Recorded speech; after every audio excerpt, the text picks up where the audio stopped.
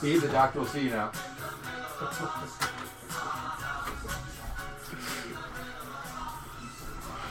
Hey, welcome to The Question, a Blog Talk Radio conversation with Doug Pagitt, and at 11 o'clock Central Time, Tuesday mornings, Steve Schirber, home remodeler, home repair, advice giver, and the owner and proprietor of SMS Builders. Well, Steve, I don't know why you keep using the word proprietor. It's like, that's my announcement every week, but I would like to be called, oh, this one doesn't work? no, not today. But you want to keep it there? What kind of clown Does it show make you you feel? running here? Well, I had to take my my system apart because I'm taking it on the show on the road with me this summer. But you can't have that yourself. We have to share it. Can we hold hands? It's going to be like old school. Hey, I got to tell you, I rolled over my toe in my bare feet with my shoes on just a minute ago. Well, 30 minutes Did ago. you break anything? I don't know. I rolled right over that thing. It feels like my toenail's going to fall off. Oh, because I was going to say that other toe looks like it's been run over a few times. Yeah, it's kind of just nasty, your toe. It's just the way it works. And you got paint on your leg. I know. I can't get it off. Where'd you paint? That entryway.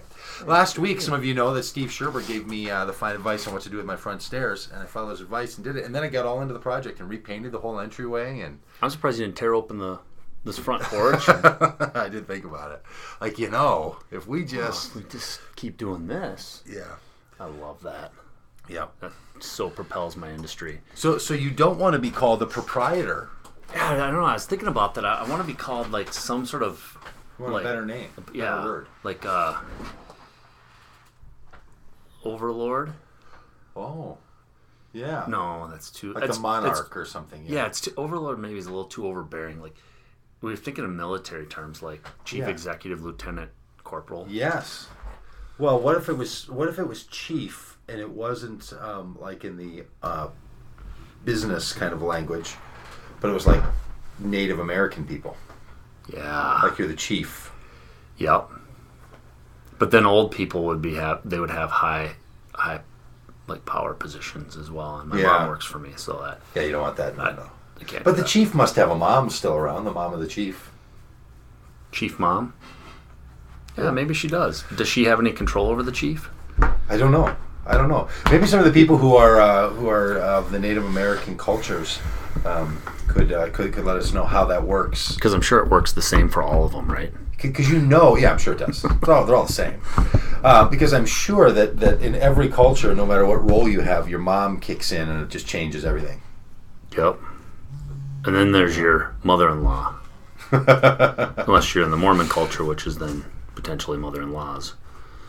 Boy, how would that work if you're into polygamy? I've never even thought about that. That's what I don't get about people who think that there's something great about marrying multiple. Like like one is about all you get, but multiple in-laws, holy cow! Yeah, on a stick. How about that?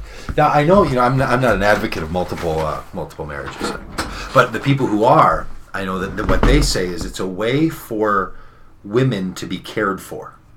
It's not about like to have the fraction of one man's attention. It's not a relationship that's built around reciprocity of two people. Like, hey, we know each other and we're connected, and like we're sharing our lives.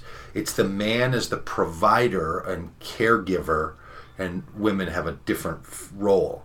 So you're into a whole culture of polygamy that uses marriage differently than shared partnership between two people growing and becoming the best that they each can be and investing in each other's lives. Yeah. It's more like in the Old Testament of the Bible, or the First Testament, or just the Hebrew Scriptures, as some people call them, you have that function where men would marry a woman because he's responsible for her, to provide for her and care for her.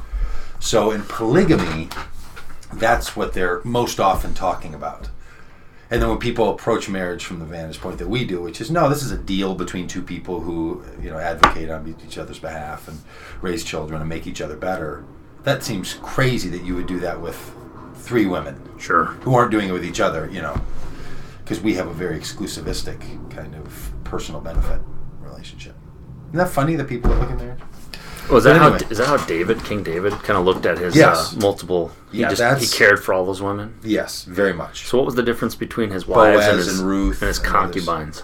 Well, yeah, a big difference between being the wife and the concubine. So, like a lot of men I know wouldn't bristle at the idea of having the concubines. That part might be all right, but the wives, but the concubine thing is, they exist at the service of the king, where the wife, the king is responsible to care for her. God, what a poetic way to put that. I mean, that he has a greater level of responsibility, and also children, and carrying on the legacy, and it's all that complexity that's deeper than what you have with the concubine. I'm sure he didn't have quite the responsibility that some of those women wanted him to have. Oh, I don't know. I think in ancient Hebrew cultures, and still in some existing cultures, the classification of a wife is much more pressure on a man than it is in the way we tend to think about marriage. Because we tend to think about it like, hey, I'm getting, man, things are going to be a whole lot better for me. Not, here's another person I have to be responsible for. Here's how I have to care for this person. Here's another expense that I have. Here's another set of relationships I have to invest. It's not a... we don't tend to look at marriage in that same kind of compliant-like fashion that... Oh, I do. So many men. I don't know about you, but... I'm a taker. So I wonder how that rolls over to when people are doing a construction project and you see their marriage start to fall apart. Maybe what they need is to bring in an additional spouse, add to the cluster, if you will. Yeah. Yeah, we've talked about this before, that many people, when they get into remodel projects, big house projects, their marriage tends to feel an effect, doesn't it? Is somebody breaking in? It must just be the... Thank you. They're so excited about your new steps that they want to use them. Look at that. I got a delivery, UPS delivery. I know what that is, too. That is a new projection screen surface for the frame that Jopa Productions owns. That's going to be part of the Live Occurrences book tour this summer. Awesome. Going on tour, folks. Coming to a town near you. If you live in Colorado, Nebraska, Iowa, Arkansas, Oklahoma, Ohio, Indiana, Michigan, Wisconsin. What about people that have all of their teeth? If you are a toothless person in any one of those, we're just all about stereotypes today. That's fantastic. Well, this is Steve Schirber, and Steve is the chief over there at SMS Builders and Cocoon Cocoon Co. And our website, the URL. The whatever. Yeah. Don't be so techie. No, why be so precise? The elemental PR. Yeah. Is now I have to be precise. Crap. Yeah. The URL. Cocoonbuilding.com. Cocoon Building. Oh, good one. Yeah, because we've talked about that before. What it should be. Well, this is Steve Schirber. We're going to be back on the video side of this, on the recorded video side, with segments 2 and 3 of a conversation with Steve Schirber right after this. For those of you that are listening